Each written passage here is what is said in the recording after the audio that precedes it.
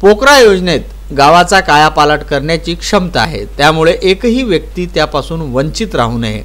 कृषी विभागाने येत्या 7 दिवसात ठिकठिकाणी शिबिरे घेऊन योजनेत अधिकाधिक पात्र व्यक्तींचा समावेश करावा, असे निर्देश कृषी मंत्री डॉक्टर अनिल बोंडे यांनी सावंगा येथे केले।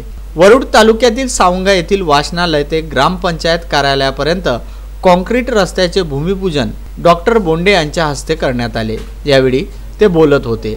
या रस्त्यासाठी 4.5 लाख रुपयाची तरतूद करण्यात आली आहे। कृषी मंत्री डॉक्टर बोंडे म्हणाले की पोखरामध्ये 3000 कोटी निधीतून फळबाग, कुंपण, भूमिहीनांना शेळीपालन, कुक्कुटपालन व्यवसाय आदी अनेक बाबींसाठी सहाय्य अनुदान मिळते। तथापि अद्यापही अनेक जण योजनेत समाविष्ट नसल्याचे दिसते। सावंगा गावात 95 अर्ज आले। वास्तवात ही संख्या मोठी असायला पाहिजे। परिसरातील अनेक जण पात्र आहेत, त्यामुळे येत्या 7 दिवसात ठिकठिकाणी शिबिर आयोजित करा व शेतकरी बांधव, शेतमजूर तसेच सर्व पात्र गावकऱ्यांना योजनेचा लाभ मिळवून द्यावा, असे निर्देश पालकमंत्री बोंडे यांनी दिले।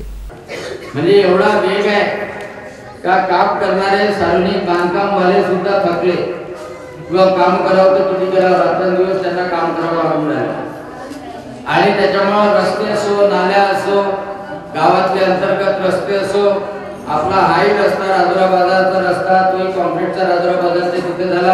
आता याही रस्त्यात आपण 300 मीटरचं कॉन्क्रीटीकरण करून राहिलो।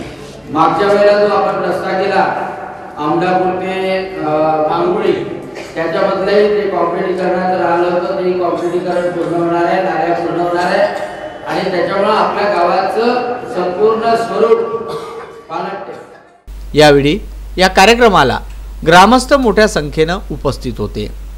व्हीसी न्यूज साठी पोखरावरून हा वृत्तांत।